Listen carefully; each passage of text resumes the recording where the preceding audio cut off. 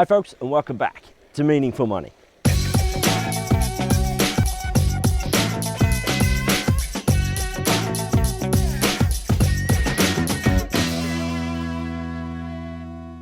Okay, I'm here again at Drift Dam. Been here 2 or 3 times before. It's usually a beautiful place, calm, restful water, rolling hills at the either side of the reservoir, cattle lowing on the hills. But today all you can see is that other fine staple of Cornish weather, which is mist. It's often like this. So you just perhaps haven't seen it on one of these videos before. So sorry for the pretty uninteresting backdrop, but needs must. About time I got another video up. And we're going to talk today about pound cost averaging, a way of dripping in money into an investment over time rather than doing it all on day one. And we'll look at how that works and the advantages and disadvantages of doing so. As ever, before we get into the meat, I must thank my good friends down here in the bottom right hand corner. That's 7 Investment Management, who sponsor Meaningful Money, and I'm very, very grateful to them for doing so. Right, pound cost averaging. So this is the process of buying into an investment over time in stages, rather than buying a big lump of shares or units or whatever on day one.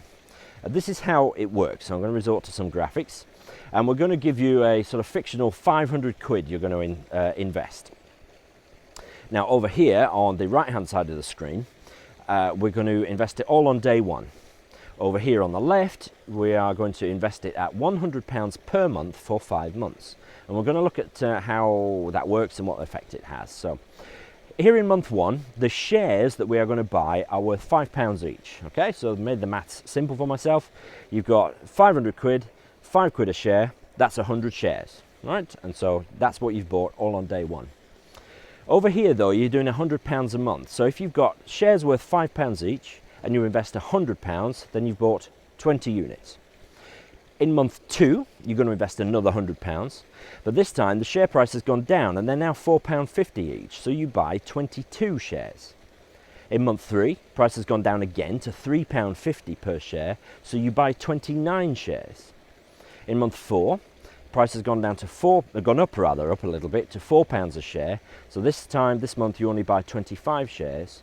And then in month 5, the price has recovered back to where it started, 5 quid a share, and so you buy 20 shares in month 5.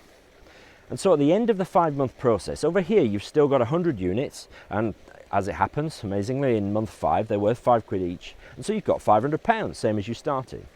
But over here, because you've bought more shares when the price was down, you're now sitting on 116 shares worth £5 each, which is £580. So you're better off, which is great. But of course it's not a one-way street. Let's sort of wipe the numbers off and do it again, but this time we'll do something different with the share price. So over here again, you're paying your £500 in and buying the shares all in one go. But over here, you're going to do it in monthly drips again. So month 1, £5 a share, you buy 100 shares over here, and over here you buy 20. In month 2, they've gone up, £5.55, so now you can only buy 18 shares. Month 3, they've gone up again, £5.88. Okay, so you buy 17 shares.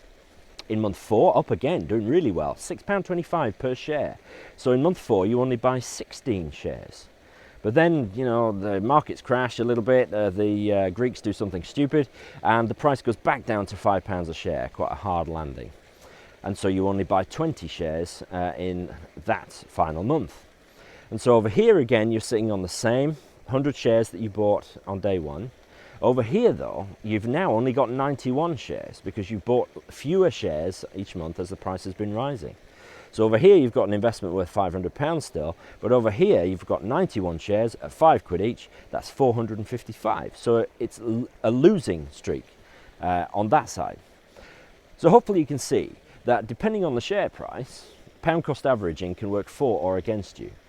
And this is, of course, perfectly common sense. If you are expecting the markets to rise, you would put your money in on day 1 so that all of your money benefits from that rise in the market.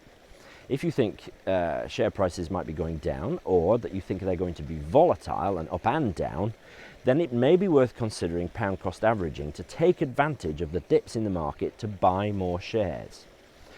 I don't want to say that pound cost averaging is a way of reducing risk, so that's probably rather simplistic, but it is a way of perhaps tempering the risk a little bit, particularly if you feel markets are going to be volatile, as they are at the moment. So I've been speaking to clients about this recently who are understandably nervous.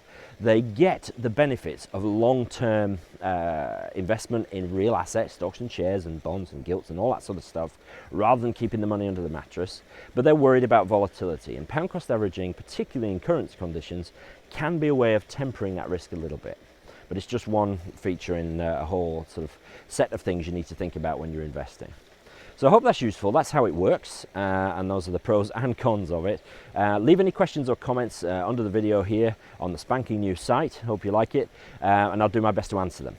Next time we're going to look at cash flow, just the sort of basic tenet of financial planning, that you make sure there's more coming in than is going out, and the difference that makes to your future.